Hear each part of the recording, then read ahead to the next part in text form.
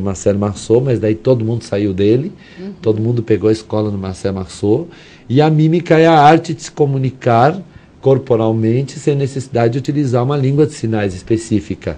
Então, por que que eu me valho da mímica dentro do meu trabalho na formação de intérpretes? Porque eu parto do princípio que nós trabalhamos com todo tipo de surdo, inclusive aquele surdo que chega nas nossas escolas sem comunicação de libras específica estabelecida, analfabeto de tudo. Esse ainda é o contexto do interior do Brasil. Então não adianta o professor ter o domínio da Libras, conhecer a Libras clássica, entre aspas, digamos assim, erudita, e vai conversar com um surdo que não tem comunicação nenhuma. Então ele vai usar muito da mímica clássica, da pantomima, da linguagem corporal expressiva, que é a minha grande especialidade, para se comunicar com esse aluno. E também porque um bom e excelente intérprete é um intérprete expressivo. Sim. É um intérprete que se comunica com o corpo todo, Sim. com a expressão, com o rosto, e não articulando palavras e fazendo português sinalizado, ou como você sabe que eu sempre digo, com cara de joelho, né? Exato. Ou seja, cara de nada. Exatamente. Certo? Que torna aborrecida essa interpretação e não é língua de sinais, não é linguagem de sinais. A Né? comunicação, a expressão não verbal, aí é usada no sentido mais amplo. Né? Exatamente. Porque a tudo acaba se tornando linguagem. De todo o corpo, de expressão facial, de mãos, de braços, de pernas. São realmente. aspectos que acabam virando gramática. E assistindo o Marco fazer uma interpretação, realmente encanta, te chama a atenção, porque ele faz com tanto brilho e com tanta limpeza, com tanta clareza na sua interpretação, que é admirável o trabalho. Na verdade... Oi. Não, quer completar algum pensamento? Não, na verdade, eu acho que toda essa caminhada minha, de 24 anos, são 24 anos que eu trabalho com surdos, é um construto que a gente vai fazendo junto com as pessoas que a gente trabalha. Era isso que eu queria justamente abordar. Sim. Como foi que iniciou? Porque eu ouvi dizer que os surdos dizem assim, que o Marco é o único surdo que ouve. Isso é famoso. Colocaram essa fala para mim. É o único surdo que ouve. É. Então, essa empatia, essa identidade, esse vínculo que você tem com os surdos e os surdos com você. Como isso começou, como surgiu, como despertou esse interesse para você? Essa pergunta é muito linda, muito interessante. Por quê? Eu não tenho surdo na minha família. Ela começou por uma questão vocacional mesmo, uma questão de orientação de Deus na minha vida, uma época que eu senti muito forte, eu trabalhava na televisão e tudo mais, tive que fazer uma escolha e não me arrependo da escolha que fiz.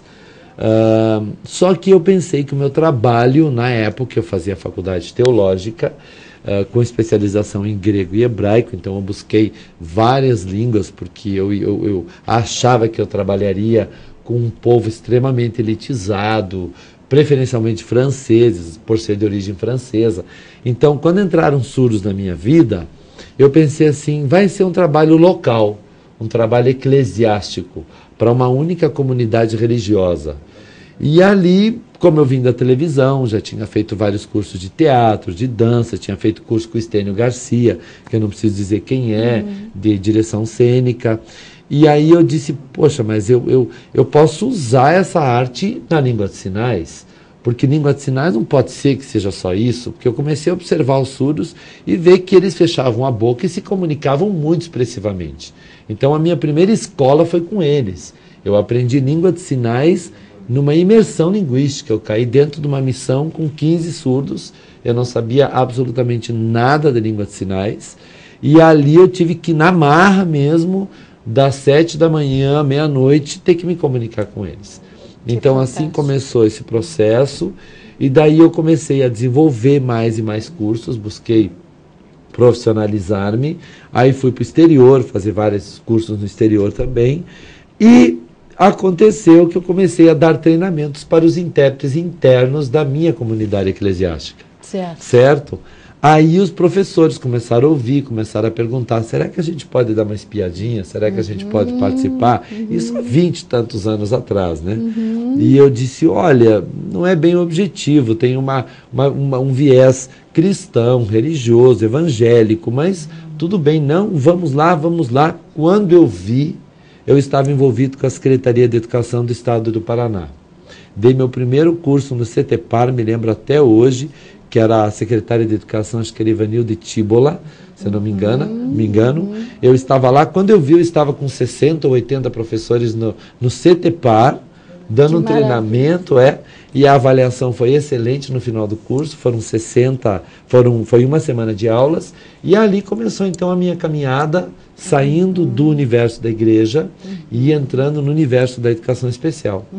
Aí nesse tempo foram mais de 4.600 alunos agora hoje, que passaram pelas minhas mãos nas minhas oficinas, em cursos básicos, intermediários e avançados, que realmente eu sou pioneiro na formação de intérpretes no Brasil.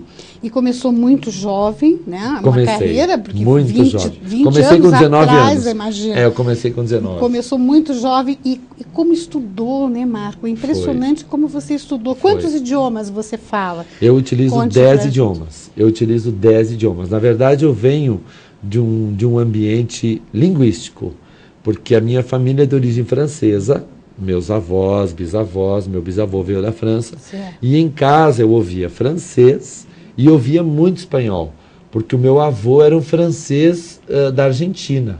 Então eu ouvia 2, 3 línguas já em casa. Ouvia espanhol, francês, português. E tive uma mãe professora e diretora e um pai militar. Então era muito fomentado dentro de casa a questão da leitura, do saber. Parecia uma biblioteca a minha casa.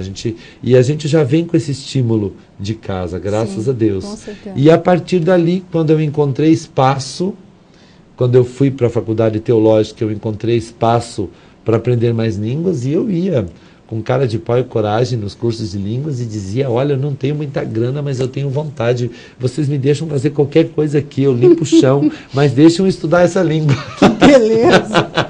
E o pessoal dizia: sabe que a gente foi com a sua cara? Olha só.